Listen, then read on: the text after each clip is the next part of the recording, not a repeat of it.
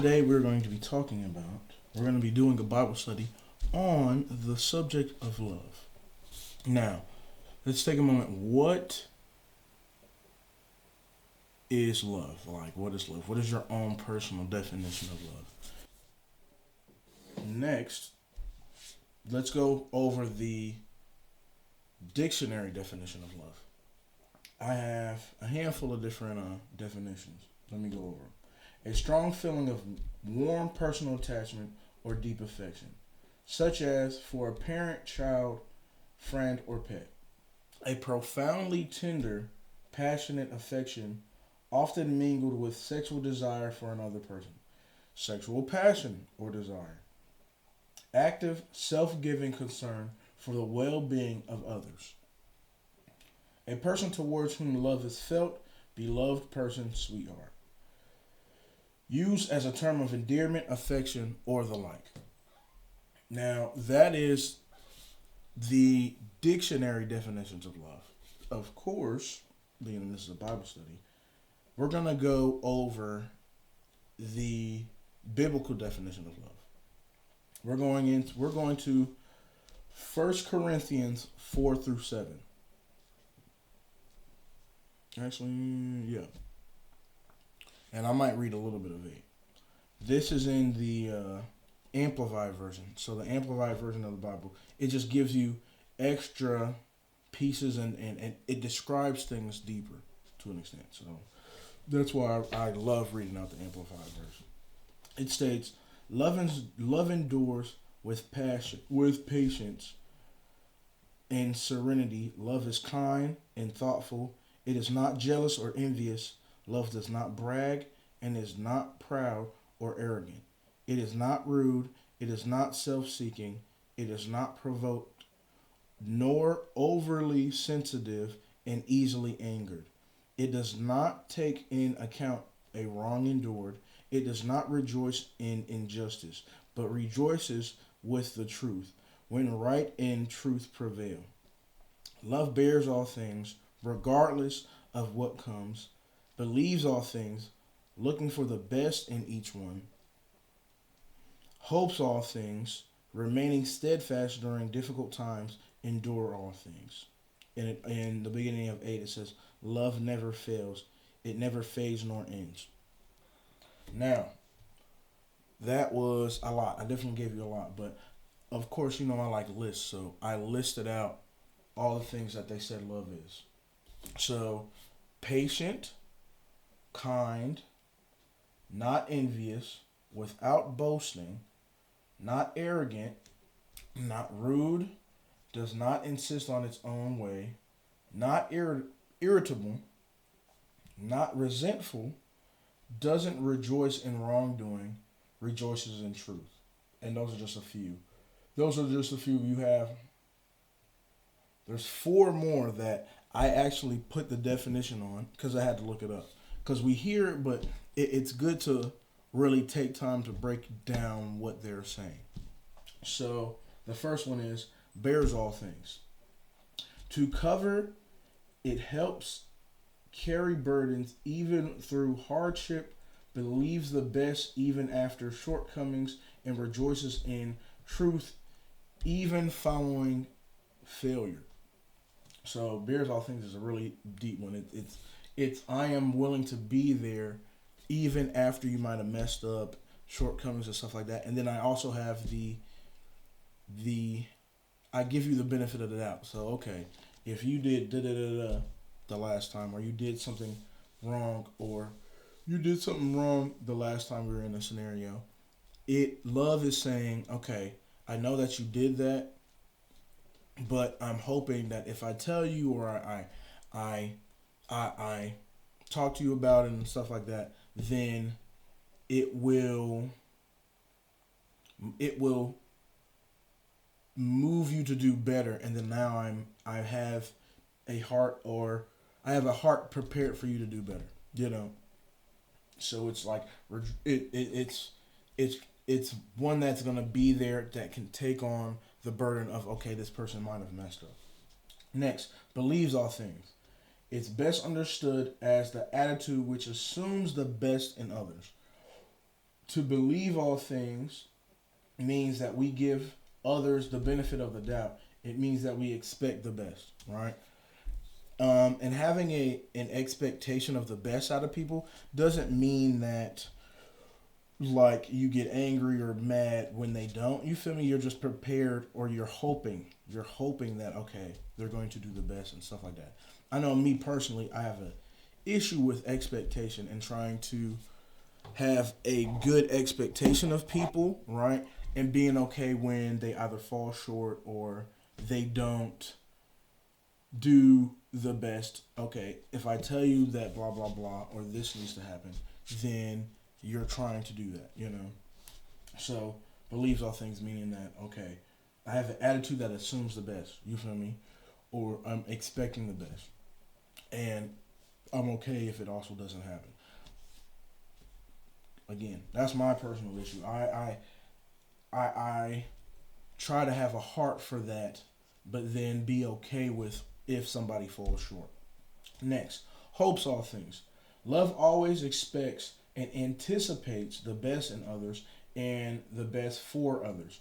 It means that we invest the same kind of confident expectation that we usually reserve for God Himself in the people of God. So, so with the people of God, you hope positively. Like you have a positive expectation of hope when it comes to people. So it's like, okay, I have a confident expectation that this person, especially if they are attached to God and trying to be a person of God, then they are going to do this and so, right? Also, it it being that all these are together and they're all under the brackets of love. If that person messes up, you feel me, or something like that, or they move outside of that, you still should have a level of hope. You feel me, and then you be prepared to bear something. Like you're being prepared to bear that they've made a mistake. Now next, endures all things. Love never quits, never surrenders, and never gives up. We are willing to remain in difficult situations for the sake of one another, rather than seeking our own ease through escape. Now, this one is not easy. Like it's having the ability to endure a hard time in somebody's life. Like, okay, if you have a family member that's struggling with drugs right now and stuff like that, okay, I'm trying to endure. I'm not going to help you do that because it's not right for me to do that, but I'm going to endure this time in your life so that I'm still loving you and I'm still caring about you. I'm praying for you. Now, this doesn't say stay in a situation or stay around a place that doesn't give you peace and then also doesn't is being negative for you. So if you're in a relationship and that person hitting you or they're beating you up and all that other stuff, don't stay. That's not saying don't endure that. That's something that you should not be enduring. It is more of the issues or problems that this person is facing. You feel me? That could be small or stuff that you are capable of enduring. Then okay, stay and love people for that. Now, don't act like okay, well, this person smokes cigarettes. I can't endure that. I can't love you. No, you still need to love everybody. No, you still need to have love for people, and you have to be able to endure whatever they're going to, and then pray them through it. Like Heavenly Father, talk to God about the issue. See how you should move in this circumstance so that you can love this person. Now, why am I talking about love? This is 1 Corinthians 16:14, and it says, "Let everything you do be done in love, motivated and inspired by God's love for us." Now, boom, this is why I said it. It is telling us that everything that we do, how we move, how we talk to people, how we sit at the table, how we confront people, everything that we do has to be done in love. So why did I read this and we're studying this scripture is because okay, everything that we do as believers in Christ, we have to do in love. So it's definitely not easy. It's definitely like does not that's not an easy thing to do. Now, what does this mean? Everybody give me like, and you can pause the video, of course.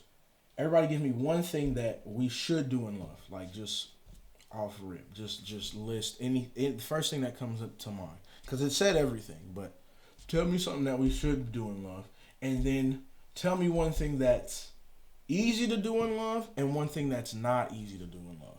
Right? Yeah.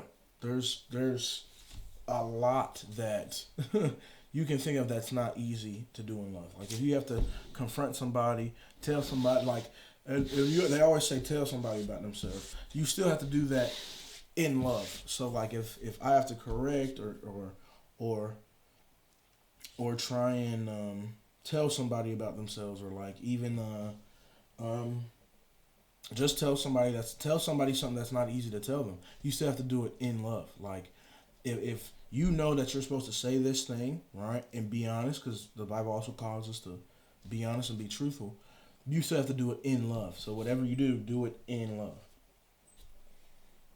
Why? Now, why must we do this? There's two scriptures that come to mind. First John 4:8 states, anyone who does not love does not know God because God is love. So especially as a believer, for you to be one and say that you have a relationship with God, you have to know love. And if you don't know love and you don't know how to move in love and you don't take time to understand and try and move like it's defined in the Bible, then you don't know God. Because God is love. He is a man of love. Now, there's plenty of stuff that love didn't say, right? And I'm just gonna say one thing. It said nothing about acceptance, like or accepting something. You feel me? It didn't say that. A lot of people equate love with this level of acceptance, or you have to accept me. No, that's not really there. It shows you how to move and what you are supposed to do. Yes, be kind. You have to be kind to everybody, even if you don't accept what they're doing or how they're moving and stuff like that. You still have to have patience. You still have to be have a level of serenity. So, and you still can't be jealous and stuff like that and envious. So it's saying all these things, but what it doesn't say is you have to accept me for who I am and everything like that. It's easy to accept the things of God because it's having you move in a certain way that's beneficial for yourself and also the people that the people in your life and the relationships that you have. It doesn't mean that you have to accept everything. I if my family loves me, yes, my family does love me, right? But if I'm doing something that they don't agree with and doesn't also agree with this, then they don't have to accept it. Like, love me, care about me.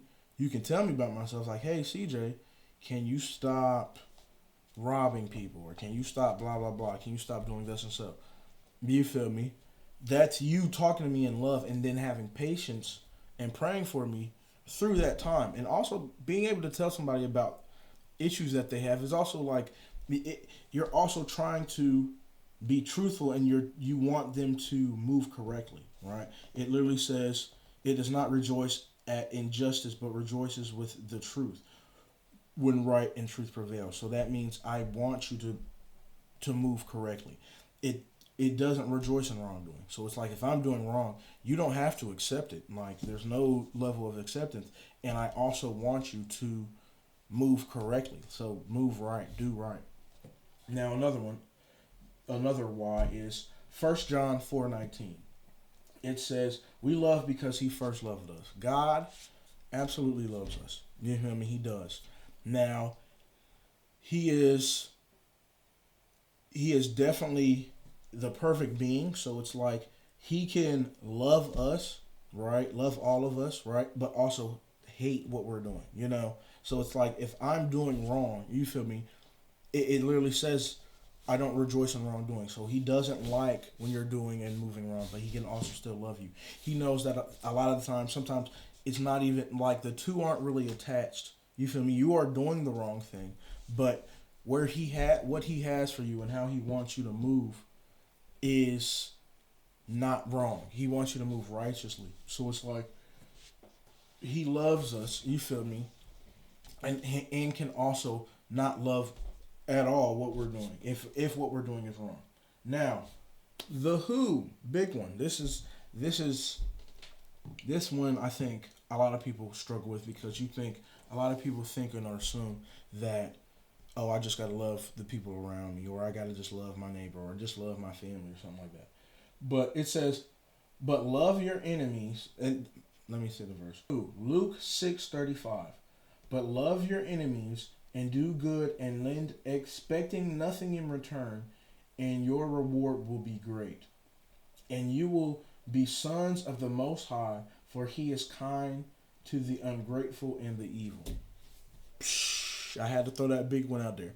Love your enemies. Love those that don't want the best for you. Want the best for those who don't want the best for you.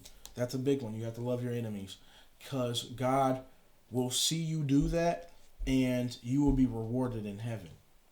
And he will bless you even though those people aren't blessing you or not doing the best for you. Another one. Matthew 22:36 through 40. Teacher, which is the greatest commandment in the law? And Jesus replied to him, you shall love the Lord your God with all your heart and with all your soul and with all your mind. This is the first and the greatest commandment. The second is like it. You shall love your neighbor as yourself. That is unselfishly seek the best or higher good for others. The whole law and the writing of the prophets depend on these two commandments. So another two people. Love God, right? Love God. No, that's hard for people who don't believe in God and stuff like that. But love God and then love others. So that, like, in that realm, you got three people in that, not in that, there's three people you got to love. God first with everything that you have. Your neighbor, right? It's anybody around you who's alive. And then your enemies. So it's like, that is people who don't like you. You feel me? People who honestly just don't like you. So those are three people that you have to love. And we've described what love is. You have to be all those things towards those people, right? I know it's definitely not easy. It's not easy. It is a task in and of itself to even just love the people that are around you, you know. But it's also saying like, hey, you have to love God, you have to love God, your neighbors, and then your enemies. It doesn't really say yourself, because I know a lot of people are on this self-love stuff, but as you love others, you will learn to love yourself, and then God, and loving God, God will take care of you. God is going to take care of you. You feel me?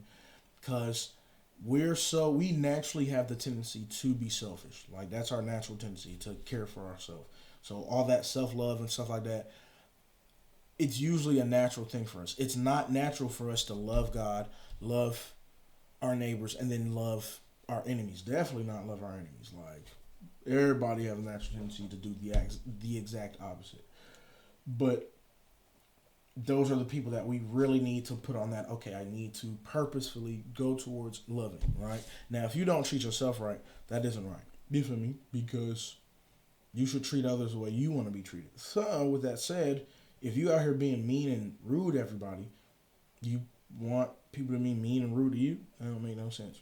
Treat people the way you want to be treated.